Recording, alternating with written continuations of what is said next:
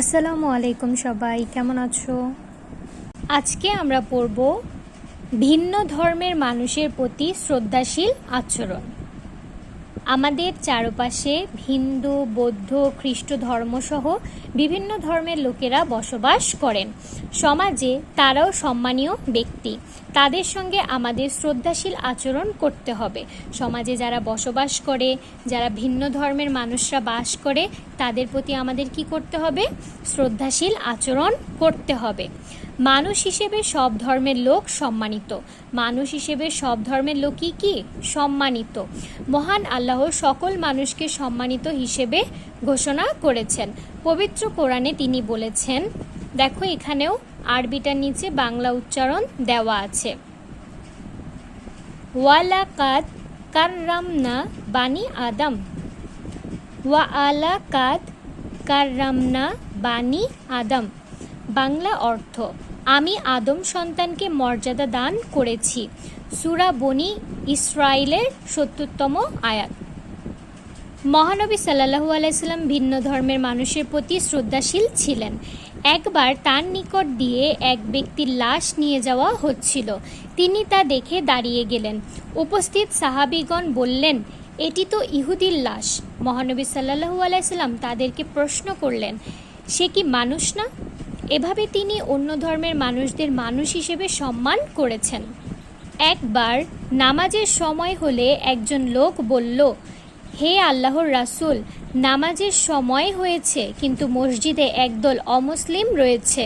মহানবী সাল্লাল্লাহু আলাইহি সাল্লাম বললেন, অমুসলিমদের কারণে ভূমি অপবিত্র হয় না। অমুসলিমদের কারণে ভূমি কি হয় না? অপবিত্র হয় না। আমরা সকল ধর্মের মানুষকে সর্বদা সম্মান করব, তাদেরকে অভিবাদন জানাবো, তাদেরকে মর্যাদা দেব, তাদের মতামতকে গুরুত্ব দেব, তাদেরকে সহানুভূতি দেখাবো, সমাজের বিভিন্ন কাজে তাদের সঙ্গে অংশগ্রহণ করব, তাদের ক্ষতি হয় এমন কাজ করব না। এরপর কতে বলা হয়েছে, বিষয়বস্তু পড়ি ও ভাবি, এক কথায় উত্তর বলি, কাজটি জোড়াই করি। এখন তোমাদের বিষয়বস্তুটা পড়ার পর তোমাদের ভাবতে বলেছে এবং এক কথায় উত্তর দিতে বলা হয়েছে, কাজটি জোড়াই করতে বলেছে। প্রথমত, আমরা আদম সন্তানকে মর্যাদা দান করেছি, এটি কার বাণী? মহান আল্লাহর বাণী। আমরা আদম সন্তানকে মর্যাদা দান করেছি, এটি মহান আল্লাহর বাণী। 2, অমুসলিমদের কারণে ভূমি অপবিত্র হয় না। এই কথা কে বলেছেন বলো তো?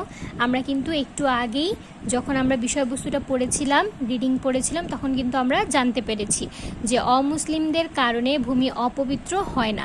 এ কথা বলেছেন মহানবী সাল্লাল্লাহু আলাইহি সাল্লাম। মহানবী সাল্লাল্লাহু আলাইহি সাল্লাম বলেছেন অমুসলিমদের কারণে ভূমি অপবিত্র হয় না। 3, মৃত ইহুদির লাশকে সম্মান করে কে বলেছেন সে কি মানুষ না? মহানবী সাল্লাল্লাহু আলাইহি সাল্লাম। ইসলামের শিক্ষা অনুসারে অন্য ধর্মাবলম্বীদের সঙ্গে কিরূপ আচরণ করব? ইসলামের শিক্ষা অনুসারে অন্য ধর্মাবলম্বীদের সঙ্গে শ্রদ্ধাশীল আচরণ করব। কিরূপের জায়গায় হবে কি? শ্রদ্ধাশীল আচরণ করব। তোমরা পুরাটা লিখবে, শুধু কিরূপের বদলে লিখবে শ্রদ্ধাশীল আচরণ করব। ইসলামের শিক্ষা অনুসারে অন্য ধর্মাবলম্বীদের সঙ্গে শ্রদ্ধাশীল আচরণ করব। এরপর দেখো, খতে বলা হয়েছে, বিষয়বস্তু পড়ি ও নিজের মতো করে সারসংক্ষেপ লিখি, কাজটি একাকী করি। এখানে আবার তোমাদের বিষয়বস্তু পড়তে বলা হয়েছে এবং ছোট করে সংক্ষিপ্ত আকার এখানে লিখতে বলা হয়েছে। এটা তোমাদের একাই করতে বলা হয়েছে। দেখো আমি লিখেছি, সমাজে বিভিন্ন ধর্মের মানুষ বসবাস করে। আমরা তাদের প্রতি শ্রদ্ধাশীল আচরণ করব, তাদের সাথে মিলেমিশে থাকব, তাদের কোনো ক্ষতি করব না, সাহায্য সহযোগিতা করব, তাদের মতামতে গুরুত্ব দিব।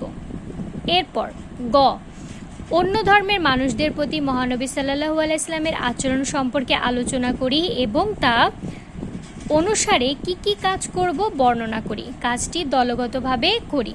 এখন তোমাদের এই কাজটা আবার দলগতভাবে করতে বলা হয়েছে যে অন্য ধর্মের মানুষের প্রতি মহানবী সাল্লাল্লাহু আলাইহি সাল্লাম যে আচরণ করতেন সেটা আমরা কিভাবে অনুসরণ করে কাজ করব সে সম্পর্কে লিখব।